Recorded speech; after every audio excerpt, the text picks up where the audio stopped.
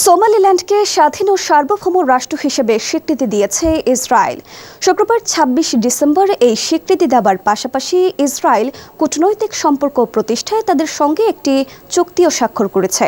বার্তা সংস্থা এএফপির প্রতিবেদন বলছে, আফ্রিকা মহাদেশের এই অঞ্চলটির নেতা প্রথমবারের মতো আনুষ্ঠানিক স্বীকৃতি পেয়ে ইসরায়েলের প্রতি কৃতজ্ঞতা প্রকাশ করেছেন।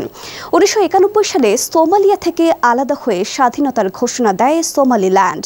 আন্তর্জাতিক স্বীকৃতির জন্য কয়েক যুগ ধরে অপেক্ষা করছিল এই ভূখণ্ডের নিয়ন্ত্রণকারীরা।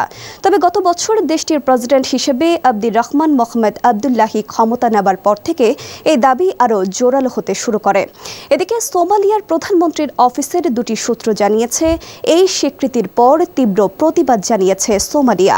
পরবর্তী করণীয় নির্ধারণে সন্ধ্যায় জরুরি বৈঠকেও বসে সরকার। এছাড়া ইসরায়েলের এমন সিদ্ধান্তের নিন্দা জানিয়েছে মিশর, তুরস্ক সহ বেশ কয়েকটি দেশ।